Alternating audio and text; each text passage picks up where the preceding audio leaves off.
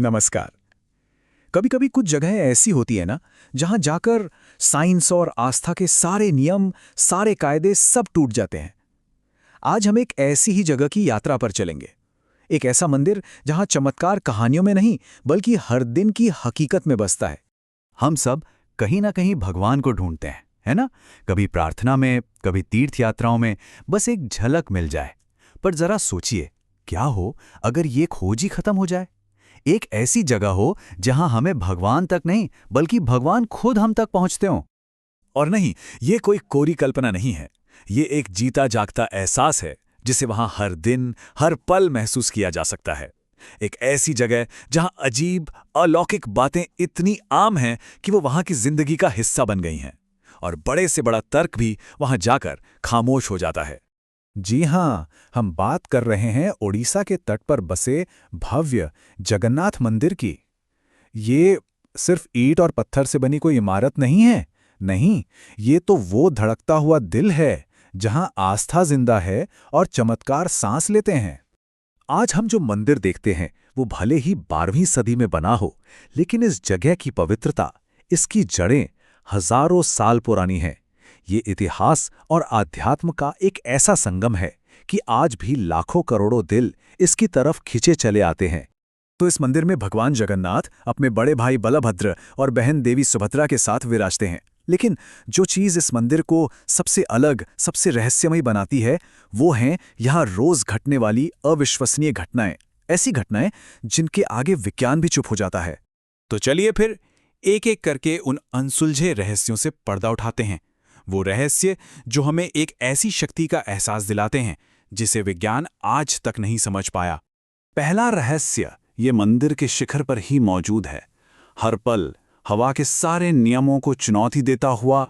देखिए, फिजिक्स का एक बड़ा सीधा सा नियम है ना? हवा जिस तरफ बहेगी, झंडा भी उसी तरफ लहराएगा। सिंपल। पर यहां जगन्नाथ मंदिर के शिखर पर लगा वो ध्वज, वो इस नियम को हर दिन, हर पल तोड़ता है। वो हमेशा हवा से उल्टी दिशा में लहराता है। अब ये सवाल उठता है कि ऐसा क्यों होता है? किसी के पास कोई ठोस जवाब नहीं है। क्या ये हवा को चुनौती दे रहा है, या फिर किसी बड़ी दिव्य शक्ति के इशारे पर चल रहा है? ये एक ऐसा रहस्य है जिसे कोई सुलझा नहीं पाया।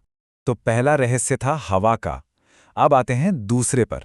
और जैसे हवा यहां अपने नियम बदल देती है ना, वैसे ही आवाज भी एक अदृश्य दीवार के आगे आकर खामोश हो जाती है। देखिए, पूरी समंदर के किनारे बसा है, तो लहरों का शोर वो तो 24 घंटे हर कोने में गूंजता है। लेकिन कमाल की बात यह है कि जैसे ही आप मंदिर के सिंह द्वार के अंदर पहला कदम रखते हैं, वो सारा शोर अचानक गायब हो जाता है। एकदम सन्नाटा, पूरी तरह से शांति। ऐसा लगता है मानो किसी ने म्यूट का बटन दबा दिया हो। हवा हो गई, आवाज हो गई, अब बात करते हैं रोशनी की। और यहां तो रोशनी भी एक ऐसा खेल खेलती है जहां परछाई का कोई वजूद ही नहीं है। सोचिए, इतना विशाल, इतना ऊंचा मंदिर, लेकिन दिन के किसी भी वक्त, सुबह, दोपहर या शाम, इसकी परछाई जमीन पर बनती ही नहीं है। रहस्यमयी तरीके से ये छाया गायब रहती है, हमेशा। अब वैज्ञानिक इसे एक आर्किटेक्चरल चमत्कार मानते हैं। उनका कहना है कि शायद इसे बनाया ही कुछ इस तरह से गया है। और दूसरी तरफ हैं भक्त, जिनके लिए ये भगवान की मौजूदगी का साक्षात प्रमाण है। वो कहते हैं, जहां भगवान हो, वहां अंधकार या परछाई कैसे टिक सकती है? लेकिन ये सब तो बाहर के रहस्य थे। इन सबसे भी गहरा एक और रहस्य है, जो हर रात मंदिर के गर्भगृह के अंदर बंद दरवाजों के पीछे जन्म लेता है। और ये रहस्य सबसे ज्यादा हैरान करने वाला है। देखिए, हर रात शाम की आखिरी आरती के बाद मंदिर के दरवाजों को बंद करके सील कर दिया जाता है। अंदर कोई नहीं जा सकता, कोई भी नहीं।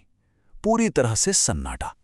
और फिर पूरी रात के बाद जब सुबह दरवाजे खोले जाते हैं, तो अंदर एक ऐसा नजारा देखने को मिलता है जो सबके होश उड़ा देता है। तो सवाल ये है कि उस बंद कमरे के फर्श पर किसके पैरों के निशान मिलते हैं?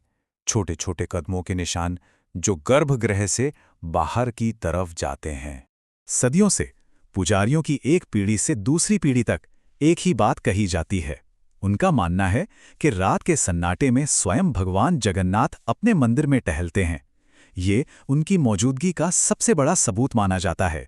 मंदिर के ये बड़े बड़े रहस्य तो अपनी जगह हैं, पर शायद सबसे बड़ा चमत्कार तो वो है जो यहाँ आने वाले हर भक्त के दिल में होता है। सोचिए, हर साल लाखों लोग यहाँ आते हैं, कोई दुख लेकर, कोई उम्मीद लेकर। सबकी अपनी अपनी कहानी होती है, और उनमें से न जाने कितने ही लोग यहाँ से अपनी जिंदगी में एक चमत्कार का अनुभव लेकर लौटते हैं। यहाँ की हवाओं में न जाने कितनी ऐसी कहानियां हैं। उस माँ की कहानी जिसने अपने बीमार बेटे के लिए बस एक प्रार्थना की और वो ठीक हो गया, या उस किसान की जिसने सब कुछ खोने के बाद यहाँ आकर बस अपना सिर झुकाया और उसकी जिंदगी ही बदल गई। ये सिर्फ कहानियां नहीं हैं, ये लोगों का जीता जागता विश्वास है। अब विज्ञान इन अनुभवों को कैसे समझाए? इसके लिए कोई फॉर्मूला तो है नहीं, है ना? कुछ चीजें, कुछ एहसास सच में तर्क और विज्ञान की समझ से बहुत परे होते हैं। और आखिर में सवाल बस इतना सा रह जाता है कि जिसने उस चमत्कार को, उस एहसास को खुद जिया हो, क्या उसे किसी सबूत की, किसी जवाब की जरूरत है?